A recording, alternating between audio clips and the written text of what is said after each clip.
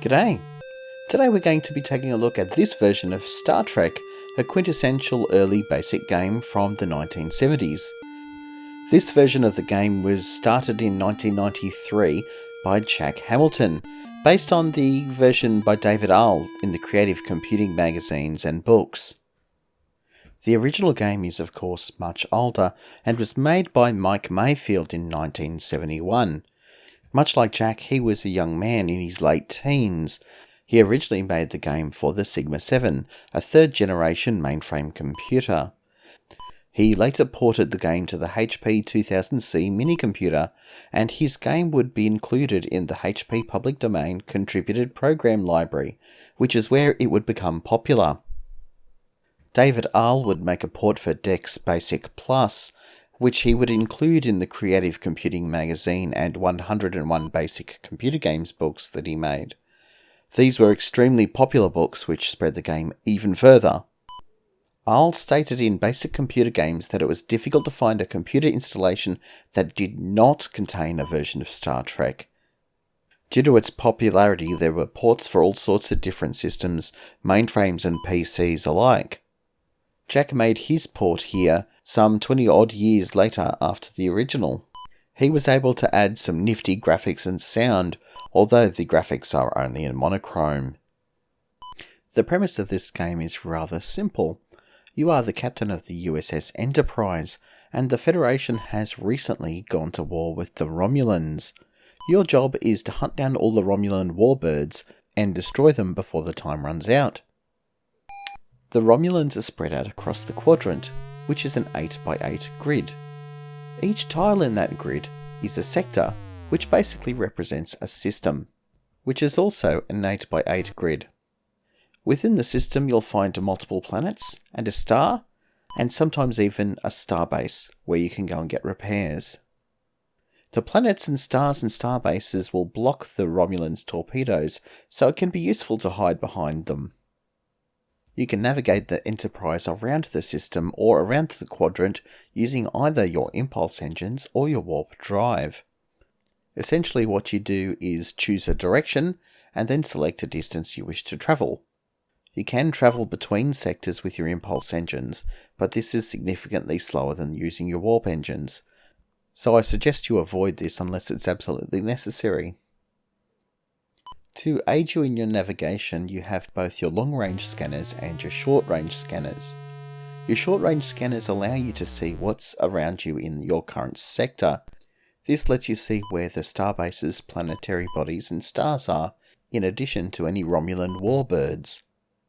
Your short-range scanner can become damaged, so that will make it difficult for you to see anything that's going on, as is happening in the background gameplay here.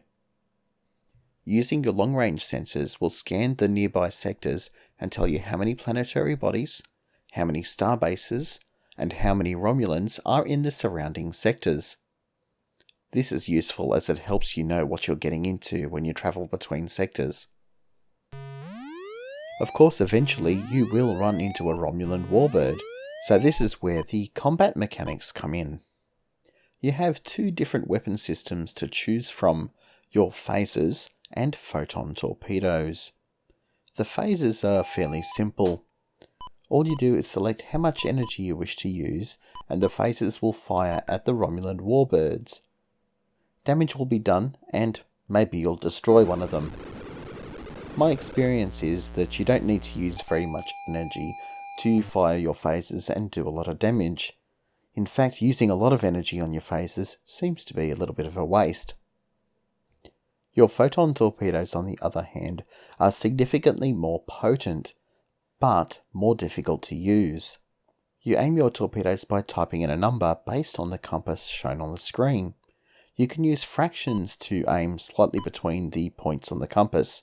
If your ship's computer is available, you can ask it for a firing solution to help you aim. The game will then simulate the torpedo's movement across the sector, until it hopefully hits the Romulan warbird. Other obstacles on the screen, such as planets or stars, can block your torpedoes, so it's a good idea to aim carefully. Of course, the Romulans aren't going to take this lying down. They may fire their disruptors or photon torpedoes back at you. In much the same way, their torpedoes can hit planetary bodies or stars as well, so it's a good idea for you to use these to hide behind to protect yourself. If you are hit by Romulan weapons, your shields will protect you from damage, but this will consume energy proportional to how much damage they do to you. Energy is an important resource as your starship has a limited amount of it.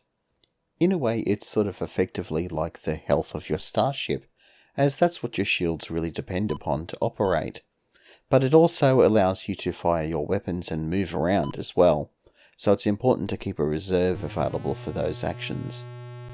You do this by allocating energy to your shields, with the remainder energy going to your reserves.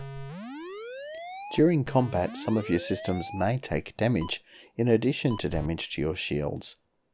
These can be repaired at the Engineering Damage Control Station, where you can allocate some of your energy to boost or divert energy from one system to another. This isn't always successful, and some systems don't come back up, and you'll need to go back to a starbase to restore them, or hope that your damage control team will repair them in time.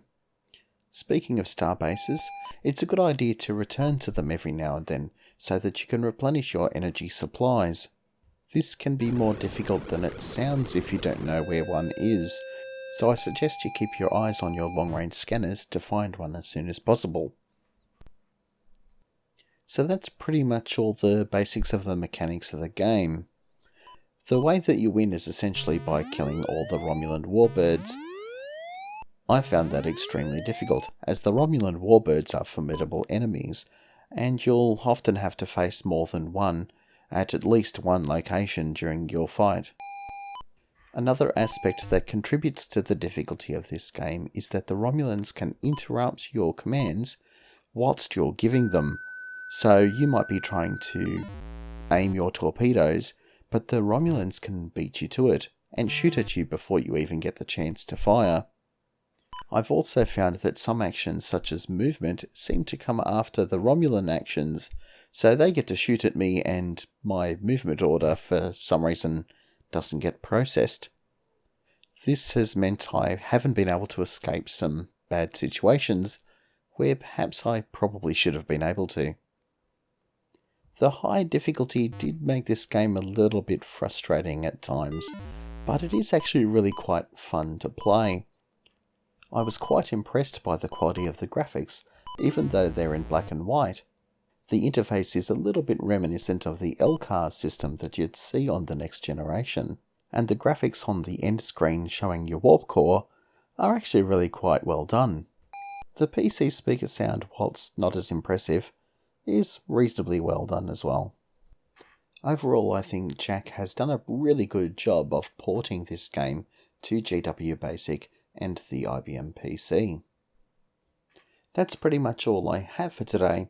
I'll put a link to the GitHub page where the source code is available down in the description below. I hope you enjoyed today's video. Thanks for watching, and I'll catch you next time.